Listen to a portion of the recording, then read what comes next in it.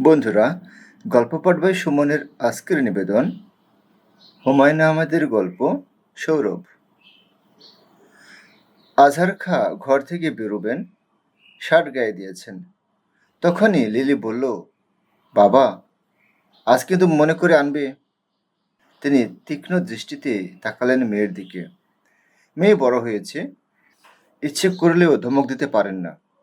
সেজন্যই রাগী চোখে তাকিয়ে রইলেন খানিকক্ষণ। লিলি বলল, রোজ রোজ মনে করিয়ে দেই, আজ আনবে কিন্তু। সামনের মাসে আনবো। না, আজই আনবে। রাগে মুখ তেতো হয়ে গেল আজহার খাঁর। প্রতিটি ছেলে মেয়ে এমন উদ্ধত হয়েছে। বাবার প্রতি কিছু মাত্র মমতা নেই। আর নেই বললেই মাসের ২৬ তারিখে দেয়ালে হেলান দিয়ে দৃঢ় গলায় বলতে পারে, না, আজই আনতে হবে। তিনি নিঃশব্দে শার্ট গায়ে দিলেন, চুল আঁচড়ালেন, জুতা পরলেন। জুতার ফিতায় কাদা লেগেছিল, ঘষে ঘষে সাফ করলেন। লিলি সারাক্ষণই বাবার দিকে তাকিয়ে রইল। তিনি বেরোবার জন্য উঠে দাঁড়াতেই বলল, বাবা, আনবে তো? মেয়েটার গালে প্রচণ্ড একটি চড় কষিয়ে দেওয়ার ইচ্ছে প্রাণপণে দমন করে তিনি শান্ত গলায় বললেন, টাকা নেই, সামনের মাসে আনবো। লিলি নিঃশব্দে উঠে গেল। তিনি ভেবে পেলেন না সবাই বৈরী হয়ে উঠলে কি করে বেঁচে থাকা যায়। তিনি তো কিছু বলেননি, শুধু শান্ত গলায় বলেছেন, হাতে টাকা নেই। এটা তাকে বলতে হলো কেন? যে মেয়ে বাবার চোখের দিকে তাকিয়ে তার অভাব বুঝতে পারে না, সে কেমন মেয়ে? তার মন খারাপ হয়ে গেল। ইদানিং অল্পতেই তার মন খারাপ হয়ে যায়। সামান্য সব কারণে হতাশ বোধ করেন।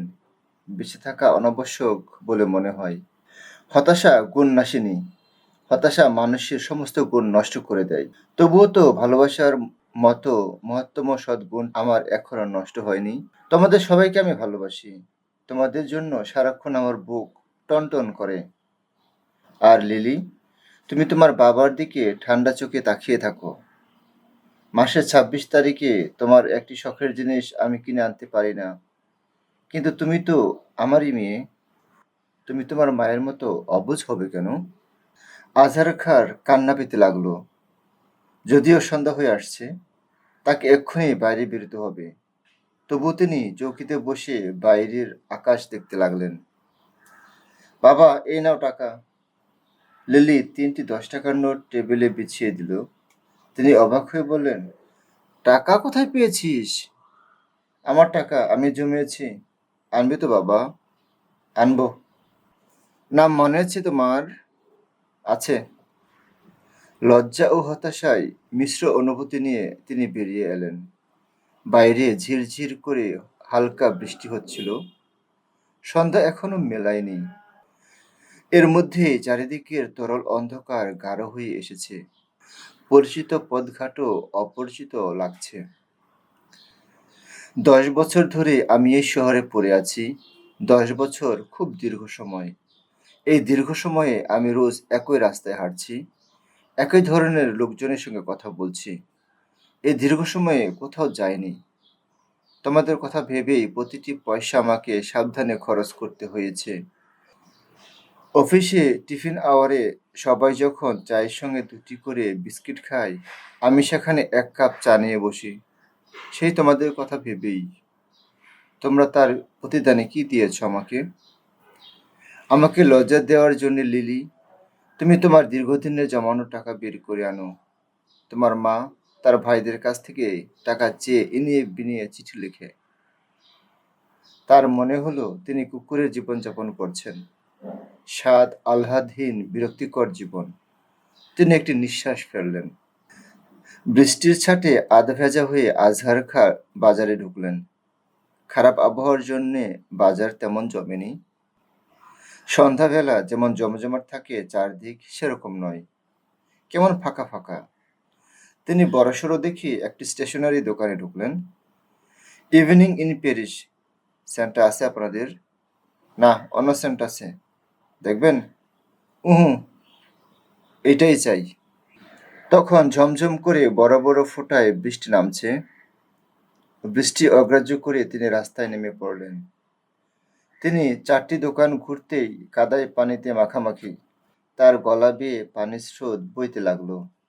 তার ভাবভঙ্গি দেখে মনে হচ্ছিল স্যান্টের শিশিটা তার এই মুহূর্তেই প্রয়োজন।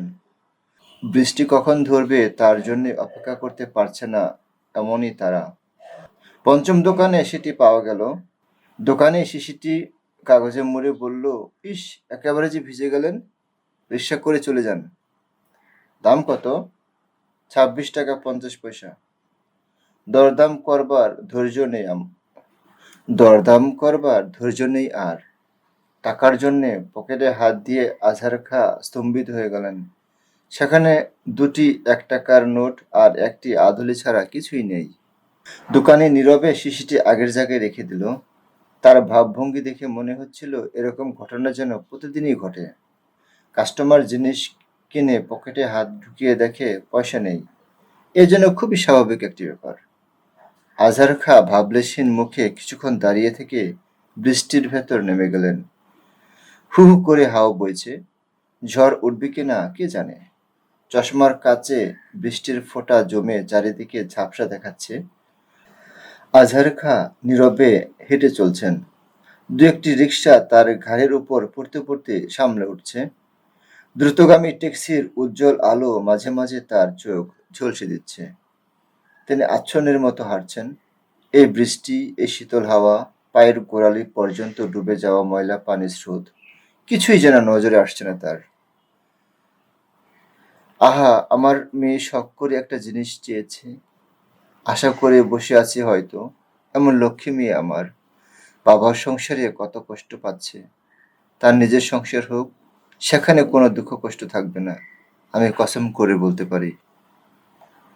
এই জাতীয় অসংলগ্ন ভাবনা ভাবতে ভাবতে তিনি নয়াপাড়া ছাড়িয়ে হাই স্কুল ছাড়িয়ে সেই জলখানি পর্যন্ত চলে গেলেন। কোথায় যাচ্ছেন, কি জন্য যাচ্ছেন, এসব তার মনে রইল না। একসময় ইটে ধাক্কা খেয়ে পানিতে পড়ে গেলেন। উঠে দাঁড়াতে গিয়ে বুঝতে পারলেন পা টলছে। মাথায় অসম্ভব যন্ত্রণা। পাগলের মতো ঘুরছি কি জন্যে, এই ভেবে ফিরে চললেন উল্টো পথে। বাজারের সীমানা ছাড়িয়ে পোস্ট অফিসের কাছে আসতেই সশব্দে বাস পড়ল কোথাও। রাত কত হয়েছে কে জানে। বাতি টাতি বিশেষ দেখা যাচ্ছে না। লোকজন শুয়ে পড়েছে। আজহার খাঁর হঠাৎ মনে হলো রফিকের বাসায় গিয়ে 20টি টাকা নিয়ে এলে হয়, কিন্তু দোকান খোলা থাকবে কতক্ষণ।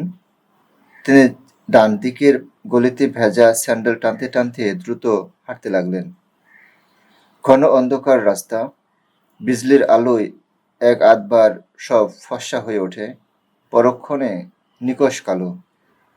রফিকের বাসায় কড়া নাড়তে গিয়ে বুঝলেন তার শরীর সুস্থ নয়। প্রবল জ্বর এসেছে, পিপাসায় গলা বুক শুকিয়ে কাঠ। রফিক আঁতকে উঠে বলল, কি হয়েছে আজহার ভাই? না, কিছু হয়নি, 1 গ্লাস পানি খাওয়াও। বাসার সবাই ভালো আছে তো? ভাবির জ্বর কেমন? সব ভালোই আছে, 1 গ্লাস পানি আনো আগে। আজহার খাঁ উদ্ভ্রান্ত শূন্য দৃষ্টিতে তাকাতে লাগলেন। রফিক তার হাত ধরল। এহ, তোমার ভীষণ জ্বর, কি হয়েছে বলো। টাকা আছে তোমার কাছে? কত টাকা? গোটা 20। দিচ্ছি, তুমি একটা শুকনো কাপড় পরো, আমি রিক্সা আনিয়ে দিই। আগে একটু পানি দাও। ঘর বন্ধ করে দোকানিরা শুয়ে পড়েছিল। আজহার খাঁ হতভম্ব হয়ে দরজার সামনে দাঁড়িয়ে রইলেন। রিক্সাওয়ালা বিরক্ত হয়ে বলল, ধাক্কা দেন স্যার, ভিতরে লোক আছে। তিনি প্রাণপণে দরজায় ঘা দিলেন। ভেতর থেকে শব্দ এলো, কে? তিনি ভাঙা গলায় বললেন, আমি। একটু খোলেন ভাই। কি ব্যাপার? টাকা নিয়ে এনেছি, স্যান্টের শিশিরটা দিন। খট করে দরজা খুলে গেল। সন্দেহজনক দৃষ্টিতে দোকানদার তাকিয়ে রইল তার দিকে। তিনি পকেট হাতড়ে টাকা বের করলেন। দোকানদার বলল, আপনার কি হয়েছে? কিছু হয়নি। এত রাতে এলেন কেন? সকালে এলেই পারতেন। রাত কত হয়েছে? 12:30।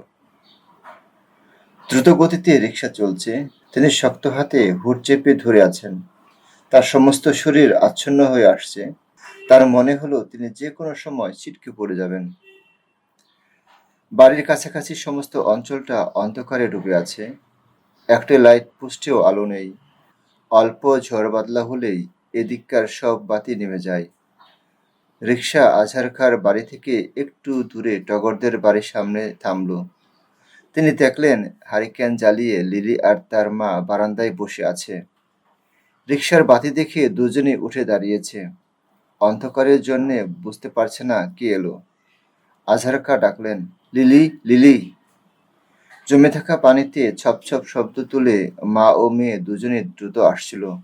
তিনি ব্যস্ত হয়ে রিকশা থেকে নামতে গিয়ে উল্টে পড়লেন। যে জায়গায় তিনি হুমড়ি খেয়ে পড়লেন সেখানটায় অদ্ভুত মিষ্টি সুবাস। তিনি ধরা গলায় বললেন, লিলি, তোর শিশিটা ভেঙে গেছে রে। লিলি ফোঁপাতে ফোঁপাতে বলল, আমার শিশি লাগবে না। তোমার কি হয়েছে বাবা? গভীর জ্বরে আচ্ছন্ন হয়ে আছেন আজহার খাঁ। রঞ্জু অকাতরে ঘুমোচ্ছে। লিলি আর লিলির মা ভয়কাতর চোখে জেগে বসে আছেন। বাইরে বৃষ্টিস্নাত গভীর রাত। ঘরের ভেতরে হারিকেনের রহস্যময় আলো। জানালা গলে ভিজে হিমেল হাওয়া আসছে। সেই হাওয়া স্যান্টের ভাঙা শিশি থেকে কিছু অপরূপ সৌরভ উড়িয়ে আনলো। বন্ধুরা, এতক্ষণ আমাদের গল্প পাঠ শোনার জন্য আন্তরিক ধন্যবাদ জানাচ্ছি। আপনারা শুনছিলেন হুমায়ূন আহমেদের গল্প সৌরভ। ভালো থাকবেন, ভালো রাখবেন।